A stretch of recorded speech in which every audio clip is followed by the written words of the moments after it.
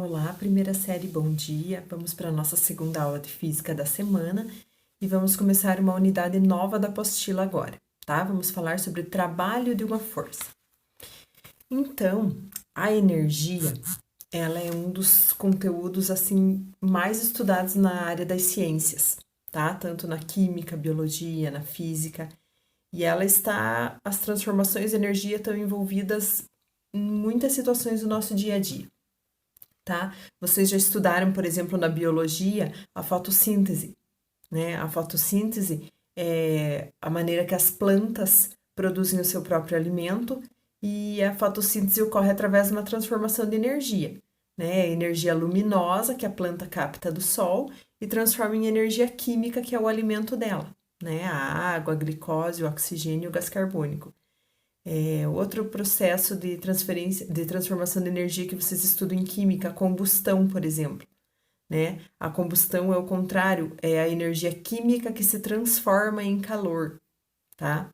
A geração de energia elétrica é um outro exemplo de transformação de energia muito utilizado no nosso dia a dia, né? Por exemplo, a energia mecânica de movimentação da água numa usina hidrelétrica que faz as turbinas girarem se transforma em energia elétrica, né? Ou então numa usina termoelétrica, a energia térmica da queima de um combustível se transforma em energia elétrica, né? Na usina eólica, a energia mecânica de movimentação das pás dos geradores eólicos se transforma em energia elétrica. Então a gente sabe que a energia, ela não pode ser nem criada e nem destruída, mas ela pode se transformar de uma modalidade para outra, né? Com certeza vocês já ouviram isso que a energia não pode ser criada nem destruída, mas existem vários tipos de energia e a energia pode se transformar de uma modalidade para outra, tá? Então, essa quantidade de energia transferida ou transformada, ela pode ser classificada como um conceito físico de trabalho, tá? A gente vai começar a estudar agora esse conceito de trabalho de uma força. E o trabalho, então, ele é uma grandeza escalar, tá? O que significa grandeza escalar? Não precisa de direção e sentido, tá? Porque como ele é energia não precisa de direção e sentido. Então, ele é uma grandeza escalar e ele é definido pela quantidade de energia transferida de um sistema para outro ou então transformada de um tipo em outro. E para o trabalho acontecer, a gente precisa ter a ação de uma força, tá? Uma força que vai agir em cima de um sistema, transferindo essa energia ou transformando essa energia, tá? Então, o trabalho ele é representado pela letra tau do alfabeto grego, tá? Ele pode aparecer também na forma de W na física, mas é mais comum. Na nossa apostila, nós utilizamos a letra tau do alfabeto grego, tá? Mas ele pode aparecer como W. A unidade dele é Newton-metro ou Joule, né? No sistema internacional é Joule, porque todos os tipos de energia são medidas em joules, tá? Então vamos lá agora para a determinação do trabalho, como que a gente faz para calcular essa grandeza. Então aqui, para calcular o trabalho de uma força constante, ele vai ser obtido através do produto entre a intensidade da força que está sendo aplicada no corpo, tá? E o deslocamento sofrido pelo corpo. Então, para ter realização de trabalho, tem que ter deslocamento do objeto, tá? Vocês vão aplicar uma força nesse objeto, transferir energia para ele, e com isso ele vai vai fazer uma movimentação, adquirir movimento, tá? Então, o trabalho, ele é igual o produto, que é uma multiplicação entre a força e o deslocamento, tá? Então, ali vocês estão vendo no desenho um bloquinho amarelo, está sendo aplicada uma força F nesse bloquinho e ele está se deslocando até o final da superfície lá, tá?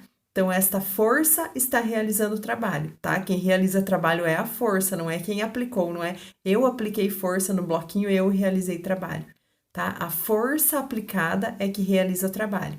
E o trabalho depende da intensidade da força e depende também do deslocamento, tá? Se não tiver deslocamento, não tem realização de trabalho, tá?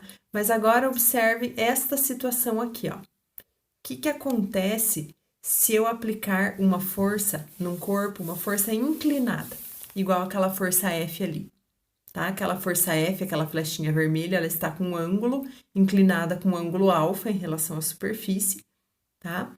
E vocês já sabem que as forças inclinadas, elas se dividem em duas, né? Elas têm duas componentes, uma componente horizontal e outra componente vertical. Então, o que acontece nesse caso ali? Não é o valor total da força F que realiza trabalho, tá? Porque como o objeto está se deslocando para a direita, para frente, é apenas uma componente da força que realiza trabalho. Ali, no caso, é a componente X, tá? Então, aquela força F, ela está se dividindo em Fx na horizontal e Fy na vertical. A Fy na vertical, ela não interfere na movimentação do corpo. Ela não ajuda e ela também não atrapalha, tá? Porque ela não está nem a favor e nem contra o movimento. Então, ela não realiza trabalho. Mas já a Fx é a força que está puxando o bloquinho para frente, é a componente da força que está puxando o bloquinho para frente. Então, é ela que realiza trabalho, tá? Então, sempre que vocês tiverem uma força inclinada agindo num corpo, não é o valor total da força que realiza trabalho, tá? É só a componente responsável pelo deslocamento, a componente horizontal que vai realizar trabalho. Então, nesse caso, para eu calcular a Fx é F vezes cosseno. Então, olha o que aconteceu com a formulazinha do trabalho ali embaixo.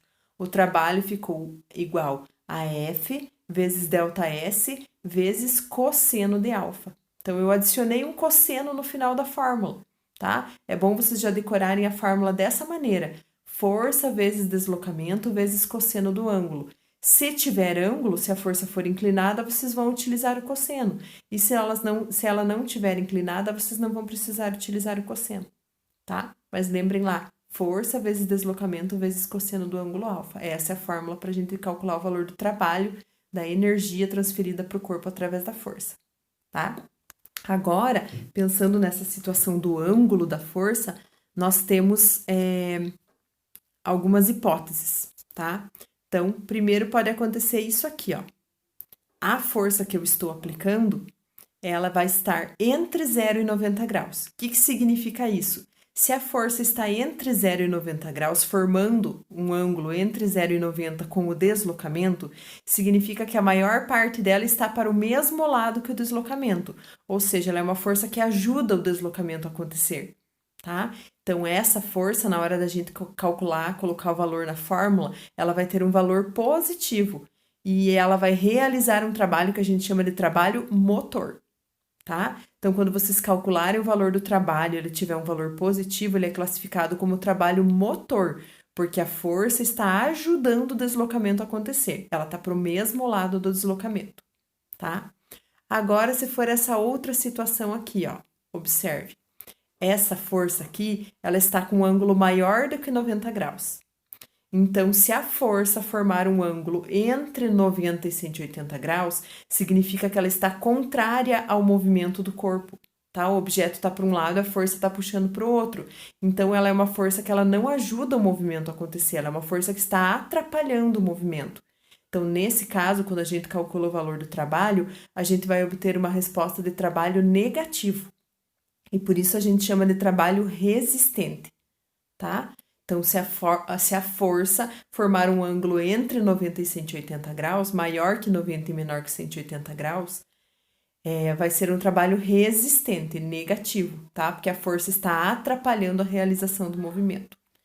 E no terceiro caso aqui, se a gente tiver uma força formando exatamente 90 graus com o deslocamento, é aquele caso ali que eu falei para vocês, a força não está nem ajudando nem atrapalhando, não é ela que é responsável pelo movimento, então ela não realiza trabalho. O trabalho nesse caso vai ser trabalho nulo, tá?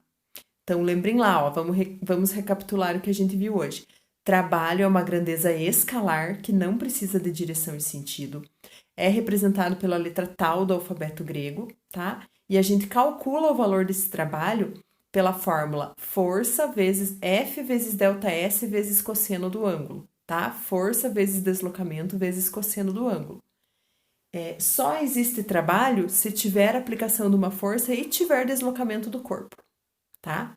Se a força estiver pro mesmo lado do deslocamento, o trabalho vai ser positivo, a gente classifica como trabalho motor, tá? Se a força estiver bem certinho para cima ou bem certinho para baixo, formando 90 graus com o deslocamento, ela não realiza trabalho, tá? Ela não é responsável pelo movimento do corpo.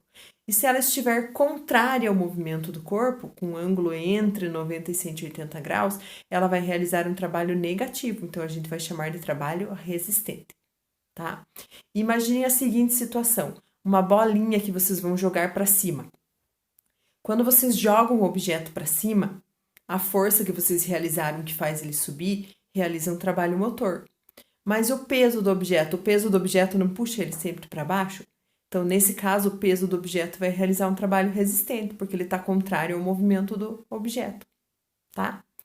E para a aplicação do trabalho da força-peso, gente, a gente pode fazer uma adaptação na fórmula, tá? Como a nossa fórmula é força vezes deslocamento, quando a gente está falando de movimentação no eixo vertical, tá? Objetos subindo ou objetos descendo, que é o peso que está puxando no caso, a gente substitui o F da fórmula por P de peso, tá? E a gente substitui o ΔS por H, que daí vai ser a altura do deslocamento do objeto, tá? Então, quando nós formos calcular o trabalho da força-peso, vocês podem substituir a fórmula, em vez de F vezes ΔS, vocês podem substituir por M vezes G, que é o valor da força-peso, vezes H, que é o valor do deslocamento, vai ser a altura, tá? Então, o trabalho da força-peso, M vezes G vezes H, tá? Na subida, o trabalho da força-peso é sempre resistente, porque ele puxa o objeto para baixo.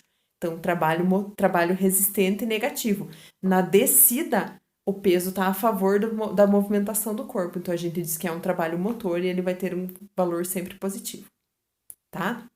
Então, agora, com essa explicaçãozinha a respeito de trabalho que eu fiz aqui para vocês, na nossa próxima aula de hoje, a gente vai para uma realização de alguns exercícios da apostila, tá bom?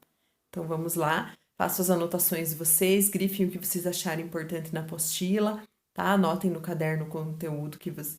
fórmulas, né, e observações que vocês acharem importante, e daí vamos lá para a realização dos nossos exercícios. Até mais!